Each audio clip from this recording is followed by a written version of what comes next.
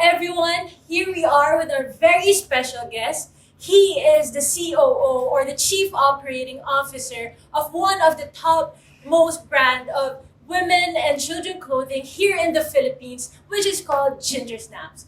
Please, everyone, make him a round of applause for Mr. Patrick Tan. Good morning. Yeah. Good morning, sir. So, how are you today, sir? Very good, very good. So, sir, as I have mentioned that you are the COO or the Chief Operation Officer here at Gingersnaps, this leads me to my first question. And how many years have you been working at the company, sir? I've been with Gingersnaps since 2020, since the beginning of the pandemic. So, how was it working at this kind of a new environment for you, sir? I came into Gingersnaps completely from a different industry. I came into Gingersnaps from the airlines, and when I came in January 2020, in March the lockdown happened, and that called for crisis management, and for me that was very easy because in the airlines you're used to crisis management. So the transition from regular business into pandemic mode for Gingersnaps was very smooth. We did not lay anybody off, and we continued our operations through the pandemic without exceptions from the lockdowns and so on. Yeah. So from that type of a different industry, and you have said, sir, that it was like an easy transition for you. So it is basically like when you entered here at the company, was it like easier for you to manage a different industry? Because like airline is a very different industry from clothing brands. So how was a different? How did you manage differently from a COO perspective? People say that airlines are the most complicated businesses you can run, because airlines is both a service and a product, and it's very technical, and you handle and you take care of people's lives as well as their travel, no? So from coming from an industry like that to anything else is not difficult at all. Yeah, but in the end, it's all about managing people, and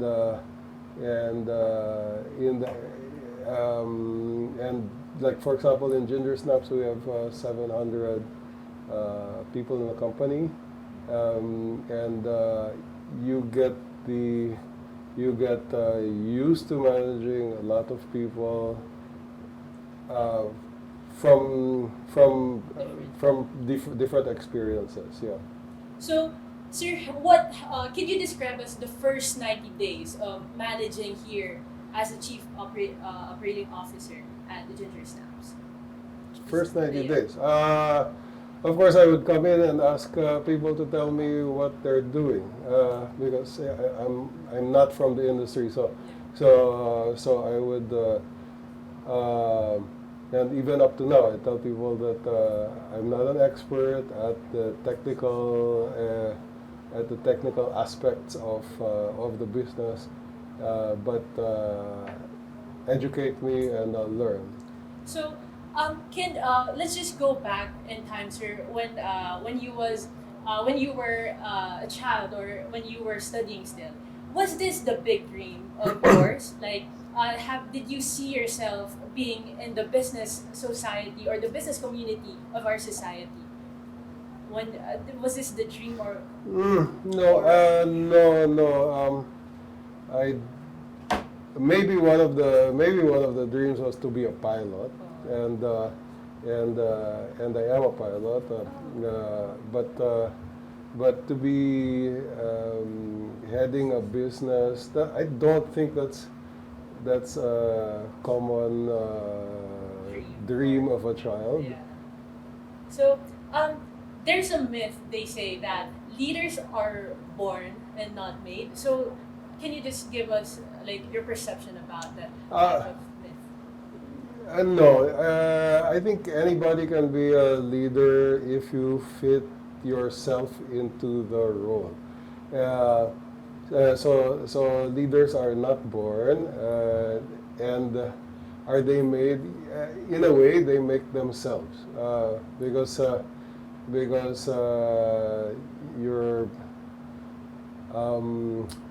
the form of leadership is general that works long term is basically a service leadership where you basically help the people around you do the work that they're supposed to do. So, now let's move on towards on how you deal with your employees now, sir. Because do you have any type of standard on how they should do their work? Like when if I'm a newbie and I'm a new in your sector, do you have and do I need to learn something before I go on and proceed to do my work when I'm under your controller? The the the the name of the game is excellence in what we do, right? So there is a learning curve.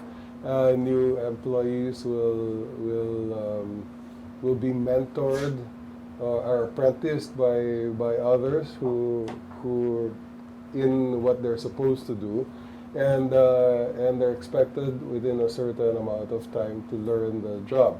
After that, we're looking for excellence. So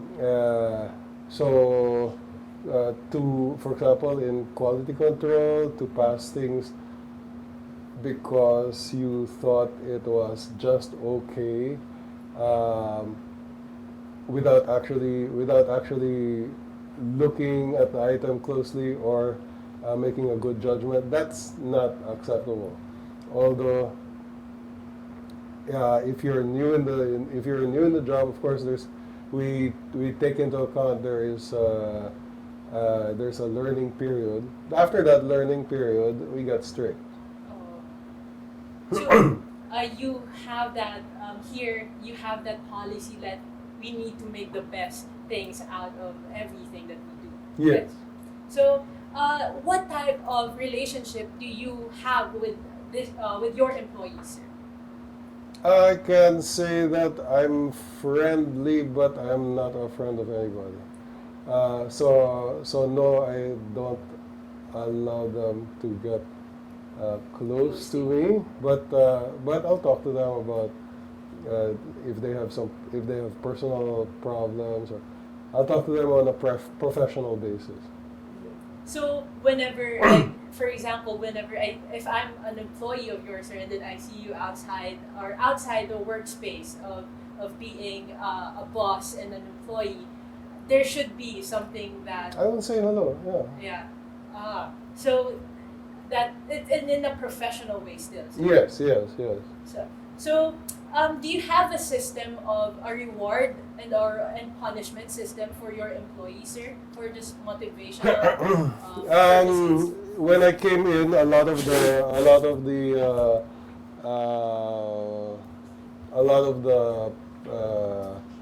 HR policies centered around punishments and fines, and I thought, it wasn't exactly working because we were giving out more fines and punishments, and there was no real improvement. So, what we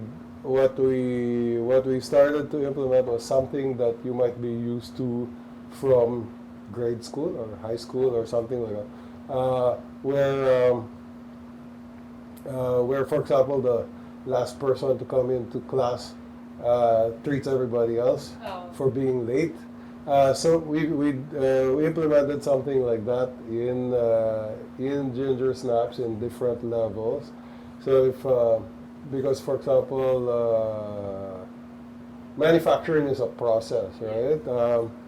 And if for example there's like a fabric defect, that passes through fabric QC, and then it passes through sewing, it passes through final product QC, and let's say that actually gets to the store.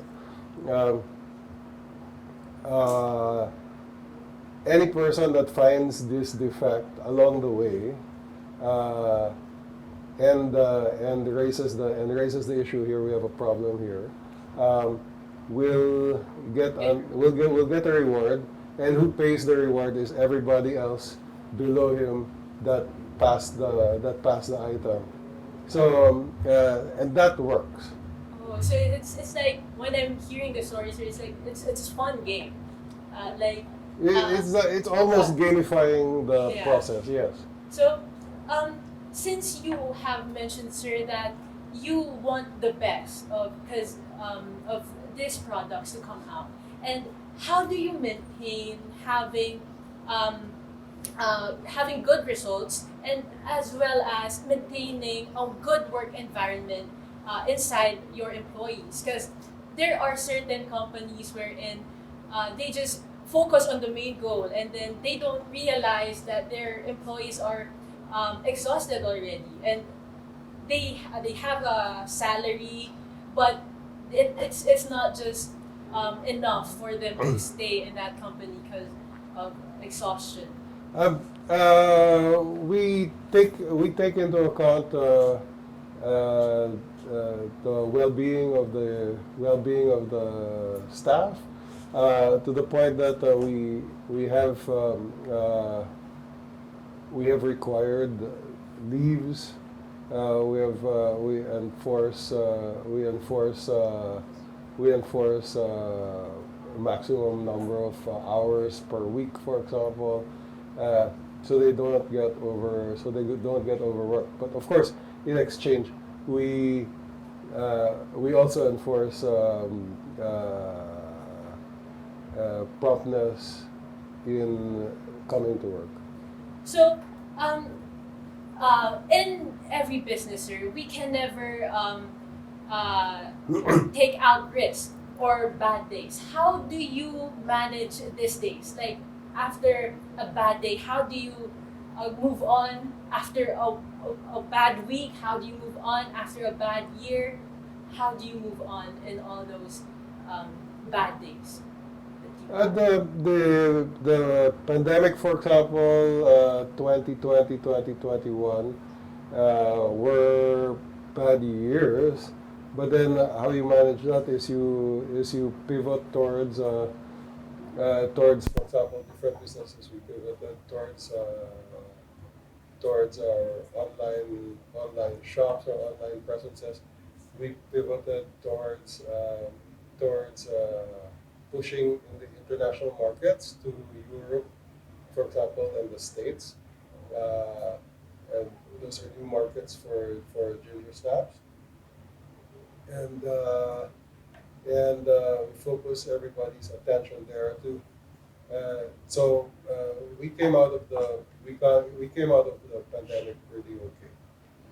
So, Nazir, how do you, as you are the superior of your sector, how do you make sure that you are making the great decision for the company, for the overall, for your own factor of in operations? How do you make sure that you have the final say, right? So how do you make sure that this is the good decision for the overall of the company's situation?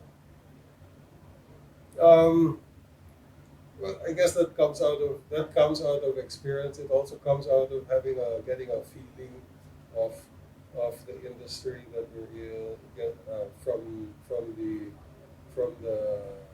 the operations people in the stores who talk to the customers. It comes from getting a feel of the production people, um, and if you balance all of that, you will come out with a Great correct result. answer. Yeah. So, despite having troubles, how do you maintain to be ethical at your office? or at your sector in the company? Ethical, Which is? which is how do you maintain a great work environment, a great results, or how do you manage to have a proper results and a proper unific or harmonious relationship with all the factors that is needed for operations and services of the company? We get different groups to cooperate with each other, uh, and for example, for larger projects, we will tell the people involved what the objective needs to be, and we'll get ideas from them on how they think we can achieve the goal, and if it sounds right, we'll implement it, and being that the basic operating direction comes from the employees themselves. You don't have to worry about whether or not they. I mean that gets instant buy-in from the people, right? Mm. So it's like everybody's working together to create a nice decision for the Yes, company. yes. So And that's why that's the real corporate scenario. You work as a corporation. So, so you're now just like a reflection of who you are or how what have you done? What do you think do you want for or what do you think was the best contribute that you have to your people and to this company? I think no, I came in to raise Gingersnaps to a different level, to be more global in outlook, and I think we're achieving that by going into Europe and in the States, by expanding in that direction, and by increasing the quality of the clothes that we produce. Yeah, and for example, in the States right now, our agents are placing us quality-wise in the same level as well-known affordable luxury brands like Michael Kors. Ah, so now, based on your overall experience in your life, do you think you're meant to be a leader, sir? You know that anybody who says that they're meant to be leader, probably not. I'm a leader because people let me lead them, uh, and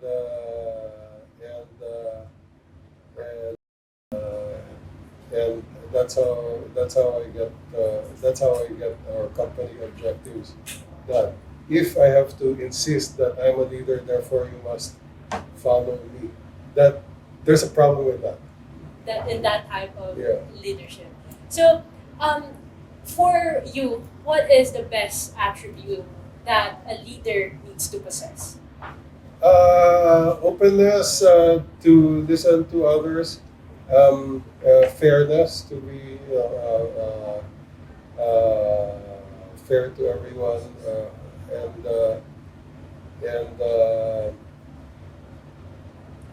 yeah, I think those are the main things. So, just picture out this scenario so that It's you want to be a servant. You want to be a servant leader. So you basically empower people to do their job, and you help them get the resources they need to do their job.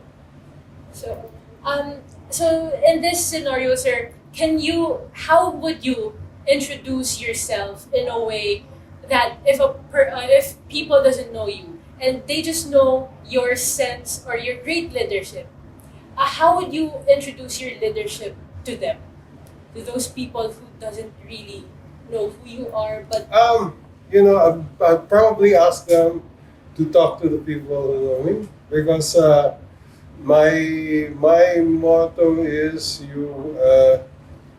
you should work until the point that you do not need to introduce yourself. Like for example in the airlines, here I was the head of one of the smallest airlines, Southeast Asian Airlines, but then we grew to become Tiger Airways Philippines, if you remember that. And even as an international carrier, we were the smallest in the airline. But I could go around to the whole industry, to government, to even even the foreign governments, without introducing myself because they knew who I was. So, just for to wrap it all up, sir, could you give us the youth or this us we are marketing students, how can we be great leaders, or just any advice? In whatever you do, you should do the be- you should be the best that you can be. And wherever you find yourself, and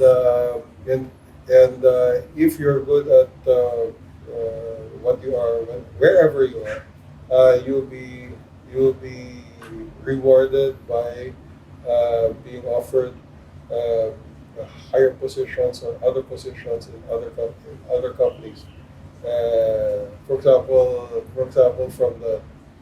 For example, I joined the airline. I came from outside of the airline industry. I came from IT, from software development. Uh, I was